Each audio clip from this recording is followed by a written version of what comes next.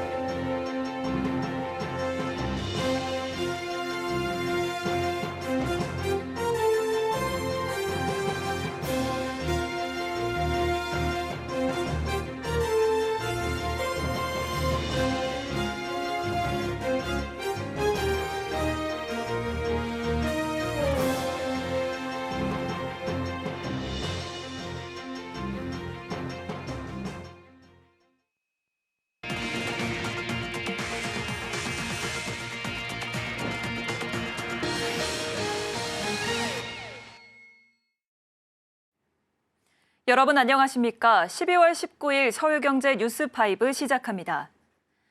미국 연방준비제도가 예상대로 기준금리를 0.25%포인트 낮췄지만 동시에 내년 추가 인하 속도 조절을 시사하면서 19일 국내 외환 주식시장이 크게 휘청였습니다. 계엄 사태 이후 정치적 불확실성으로 인해 우리 금융시장이 안전성을 찾지 못한 가운데 미국발 변수까지 맞아 충격이 가중되는 분위기입니다. 김보연 기자입니다.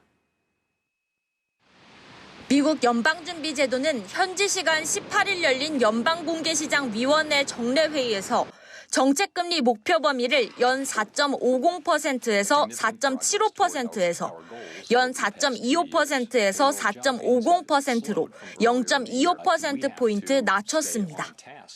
하지만 제롬 파월 연방준비제도 의장의 매파적 발언이 탄핵 정국으로 정치적 불확실성이 가시지 않은 국내 금융시장에 직격탄을 가했습니다. 미 연준발 쇼크를 맞은 19일 우리 시장 또다시 크게 흔들렸습니다. 최근 꾸준히 오르던 원달러 환율은 달러와 초강세로 인해 전날보다 17.5원 치솟은 1,453원으로 출발해 1,450원 선에서 등락하다 1,451.9원에 거래를 마쳤습니다. 주간 거래 종가 기준으로 1,450원을 넘은 건 지난 2009년 3월 11일 1,471원을 기록한 이후 처음입니다. 앞으로 미국으로 돈이 더 빠져나갈 수 있다는 우려가 커지며 환율이 치솟은 것으로 보입니다. 이 같은 시장 움직임에 정부도 긴장태세를 갖추고 있습니다. 외환당국과 국민연금은 치솟은 환율을 고려해 외환 스왑 거래 한도 상향과 기간 연장을 결정하기도 했습니다. 환율은 계엄 사태 직후인 지난 4일 새벽 야간 거래에서 일시적으로 1,440원대까지 뛰었으나 외환당국의 방어로 지난 2022년 10월 레고 사태 기록을 넘지는 않았습니다. 하지만 이번 연준발 충격이 겹치면서 심리적 마지노선인 1,450원이 무너졌습니다. 아울러 최근 1달러가 1,400원인 시대가 뉴노멀로 자리 잡는 모양새입니다. 주식시장도 와르르 무너졌습니다. 간밤 의장의 매파적 발언에 급락한 뉴욕 증시 영향으로 이날 코스피와 코스닥도 2% 넘게 빠지며 급락 출발해 약세 마감했습니다. 유가증권 시장에서 외국인들이 4,295억 원, 기관이 5,084억 원 각각 순매도하며 지수를 끌어내렸습니다. 특히 이날 실적을 공개한 미국의 반도체 기업 마이크론 테크놀로지가 시장 전망을 크게 밑도는 전망치를 내면서 시간 외 거래에서 주가가 16% 넘게 추락하면서 국내 반도체주에 하방 압력을 가했습니다.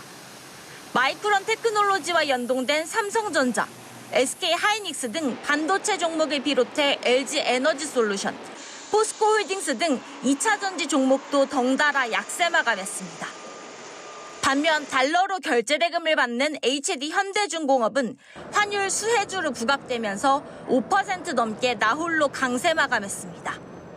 코스닥 지수도 오전보다 낙폭은 다소 줄였으나 이날 2% 가까이 하락하며 680선 중반까지 밀린 채 마감했습니다. 서울경제TV 김보현입니다. 윤석열 대통령 탄핵 소추안이 가결됐지만 경제 후폭풍은 여전히 진행 중입니다.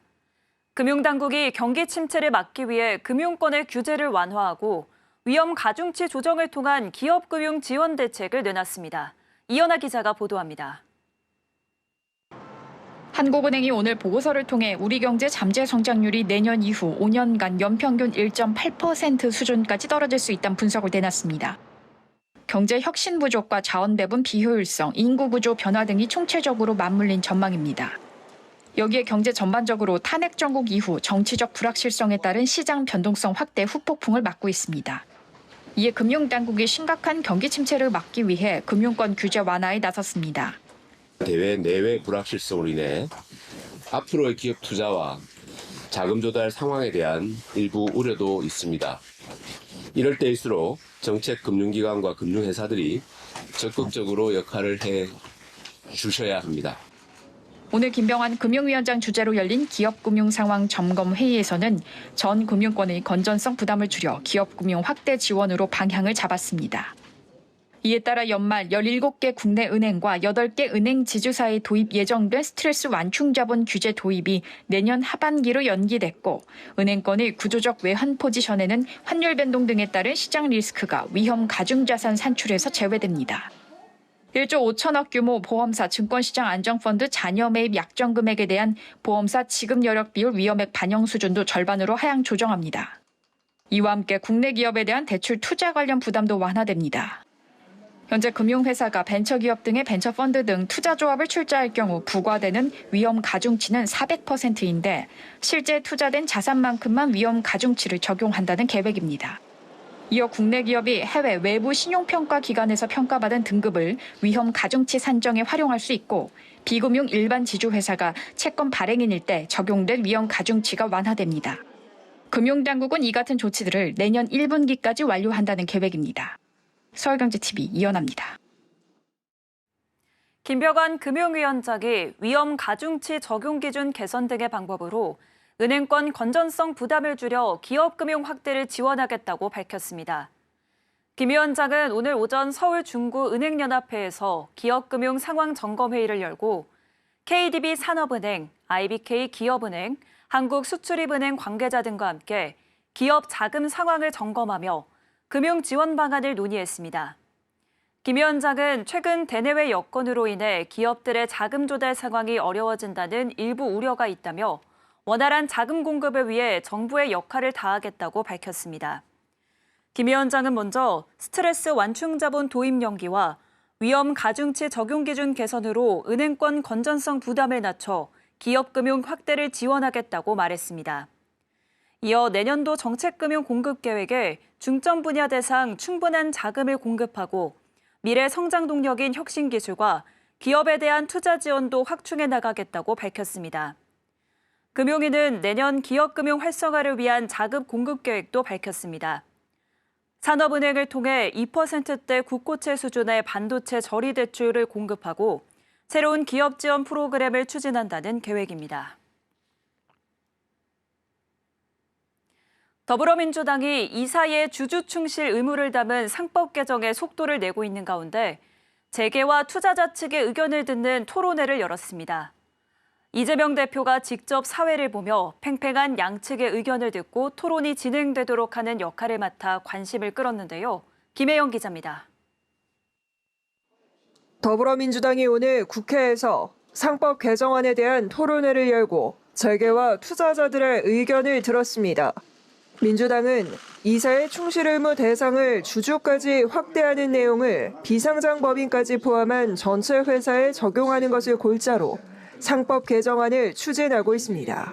공정한 시장을 어떻게 만들 것이냐, 또 기업이 어떻게 하면 경쟁력을 확보해 나갈 것이냐, 투자자들은 어떻게 안심하고 기업에 투자할 수 있겠느냐라는 점들에 대해서 합리적인 방안을 좀 만들어내면 좋겠습니다.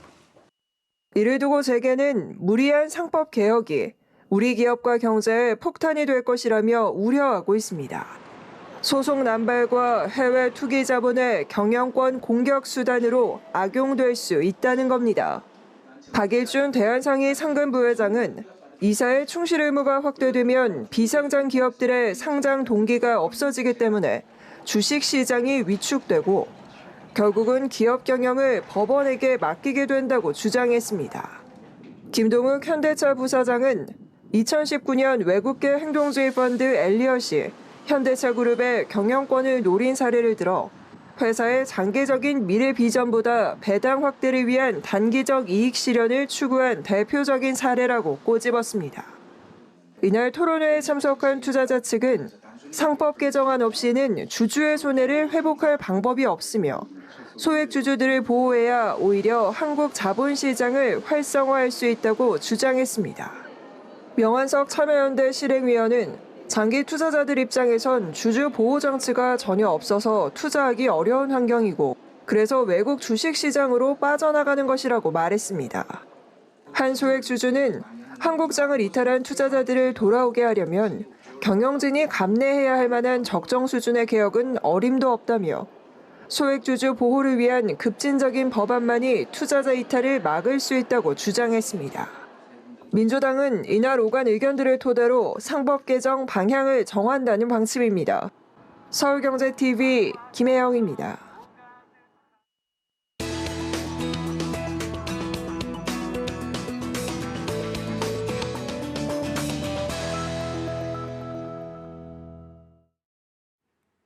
한미약품그룹의 경영권 분쟁이 1년째 지속되고 있죠. 오늘 형제 측 주도로 한미약품 임시주주총회가 열렸는데 안건으로 올라왔던 박재현 대표이사와 신동국 이사의 해임안이 모두 부결되면서 모녀 측인 사자연합에 더욱 힘이 실리게 됐습니다. 산업일보 이혜란 기자와 이 이야기 나눠봅니다. 안녕하세요. 네, 안녕하세요. 네, 오늘 형제 측 주도로 한미약품 임시주주총회가 열렸죠. 네, 오늘 한미약품 지주사인 한미사이언스 주도로 오전 10시 반부터 서울 송파구 교통회관에서 임시 주주총회가 열렸습니다. 이 모녀 측인 송영숙 회장과 임주연 부회장, 신동국 한밀정밀 회장, 킬링턴 유한회사로 구성된 사자연합이 이 형제 측인 한미사이언스 임종윤 이사와 임종훈 대표와의 표대결에서 이기며 이 경영권 확보에 유리한 위치를 점하게 됐습니다. 네, 이번 임시주주총회 안건이 박재현 한미약품 대표 해임이라 관심이 모였죠. 결과는 어땠나요? 네, 이날 임시주총에서 박재현 대표이사와 신동국 이사의 해임안이 부결됐습니다. 이날 1호 안건은 모녀 측 이사인 한미약품 대표 박재현 이사, 한양정밀회사 회장 신동국 이사 해임건이었습니다. 2호 안건은 형제 측 인사인 한미사이언스 박준석 부사장, 한미정밀화학 장영길 대표를 신규 이사로 선임하는 건이 상정이 됐는데요. 이 한미약품 이사회 이사 수는 총 10명으로 모녀를 포함한 사자연합 측이 6명, 형제 측이 4명으로 구성돼 있었고 이번 안건으로 형제 측은 자신들에게 유리하게 이사 2명을 이사회로 진입시켜서 6대4로 이사진을 구성하려는 그런 전략이었습니다. 네, 표 결과가 어떻게 나온 건지 자세히 좀 설명해 주시죠. 네, 참석 의결권 중에서 박 대표 해임안은 53.62%, 신 회장 해임안은 53.64% 찬성표가 나오면서 이 특별 결의 요건을 충족하지 못하게 됐습니다. 특별 결의안인 이사 해임안은 출석 주주 3분의 2 이상, 즉 66.7%의 찬성이 필요하기 때문에 가결은 어려울 거라는 그런 전망이 우세했었는데요. 실제로 이 요건을 채우지 못한 겁니다. 따라서 형제 측이 제안한 2호 안건인 신규 이사 박준석 한미사이언스 부사장과 장영길 한미정밀화학 대표 선임안도 이사 해임을 전제로 했던 만큼 자동으로 폐기가 된 겁니다. 이번 주총은 최종으로 한미약품 이사진은 사자연합과 형제 측이 6대 4가 되면서 이 모녀 측인 사자연합이 우위인 상태를 유지할 수 있게 된 겁니다. 네, 이번 주총 결과를 놓고 양측은 어떤 입장을 내놓고 있나요? 네, 박재원 대표는 임시 주주총회가 끝난 뒤에 이제 기자들과 만났는데요. 전문 경영인 체제 기반의 공고한 리더십을 확인해 기쁘다고 말했습니다. 우선 한미약품의 업무가 정상화돼야 한다면서 그 시작은 지주사가 한미약품을 상대로 제기한 여러 건의 고소고발의 그 자진 취하가 될 것이라고 강조를 했습니다. 반면 지주사 한미사이언스의 임종훈 대표는 주총 이후에 이제 보도자료를 통해서 주주의 결정을 존중한다는 그런 입장문을 냈는데요. 이 지주사 대표로서 우려되는 부분이 적지는 않지만 그룹 전체가 올바른 목표를 향해 나아갈 수 있도록 최선을 다하겠다는 입장을 밝혔습니다. 이번 주총 결과로 경영권 분쟁이 좀 마무리가 되는 걸까요? 경영권 분쟁 상황은 사실 내년 3월 한미사이언스 주총이 그때까지 이어질 가능성이 굉장히 큽니다. 지난달 28일에 열린 한미사이언스 임시 주주총회에서 사자연합이 제안한 이사회 확대가 무산되고 이사회 구도 역시 4인 연합 측 5명, 형제 측 5명으로 동률인 상황이기 때문입니다. 이 4인 연합 측으로 구분되는 이사진의 임기가 내년 만료되는 만큼 2025년 주총에서는 이전 주총처럼 이사수를 늘리는 정관 변경, 이사 재선임권 또는 신규 이사 선임권이 상정될 것으로 관측이 되고 있습니다. 하지만 상속세 납부를 위한 주식 매각으로 지분이 줄고 있는 형제 측이 내년 한미사이언스 정기 주총에서 경영권 방어를 위한 우군을 확보하지 못할 경우 타협을 모색할 수 있다는 전망도 나오고 있습니다. 네, 이혜란 기자와 이야기 나눠봤습니다. 오늘 말씀 고맙습니다.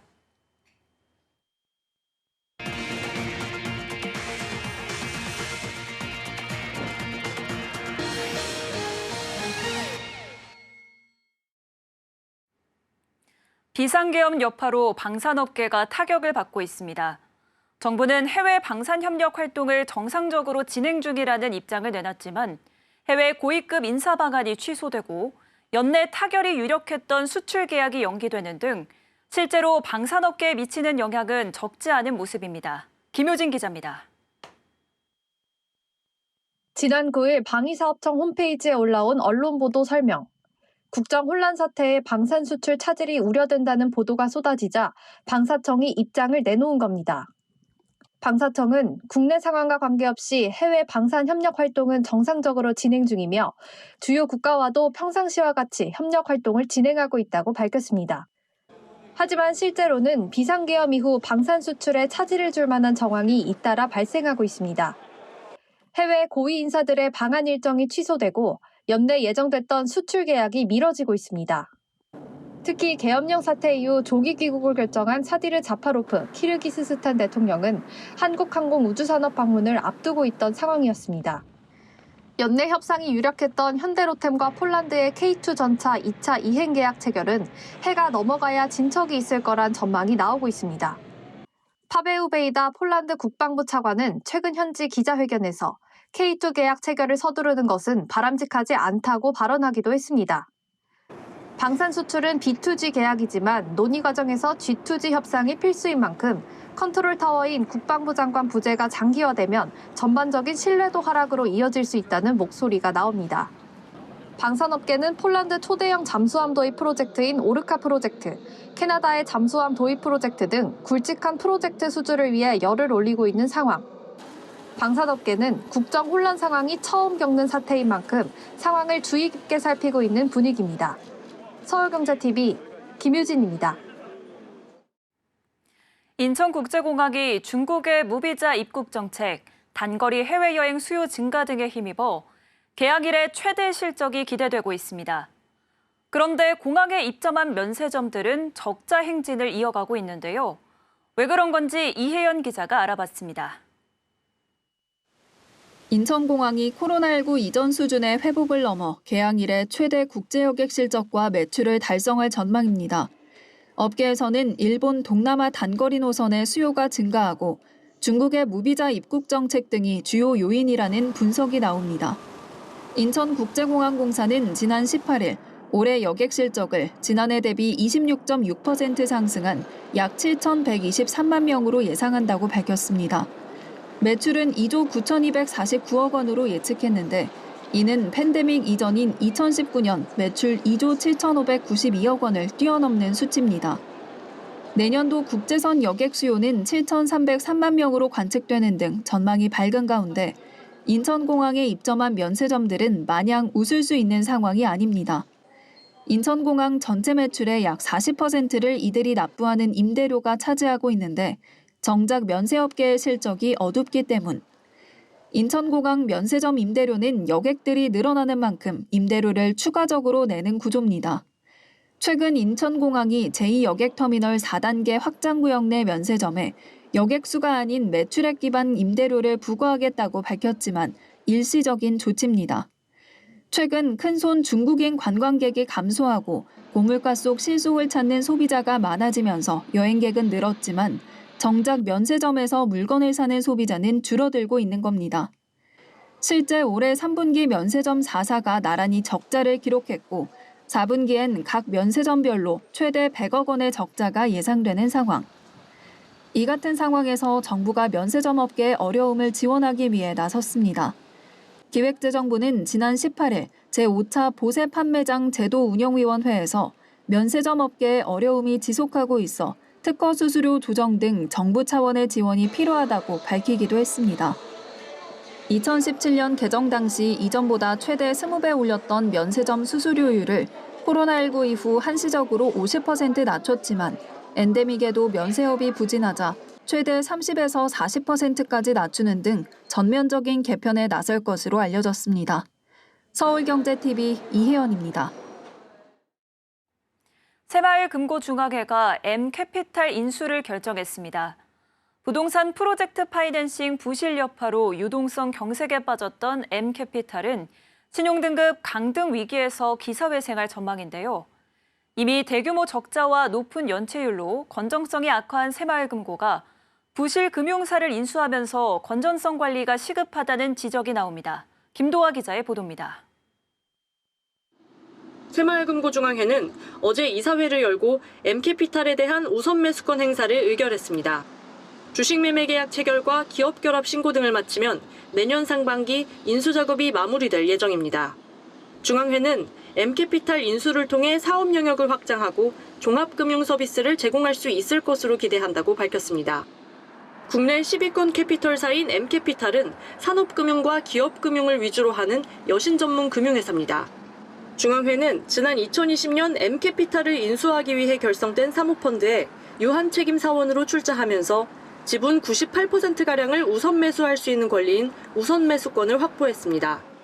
M캐피탈은 효성그룹에서 사모펀드로 대주주가 변경된 이후 총자산이 2배 이상 증가하며 성장세를 보였지만 레고랜드 사태와 새마을금고 뱅크런 사태, 여기에 부동산 PF 부실 리스크까지 겹치면서 건전성이 악화하고 유동성 위기에 내몰린 바 있습니다.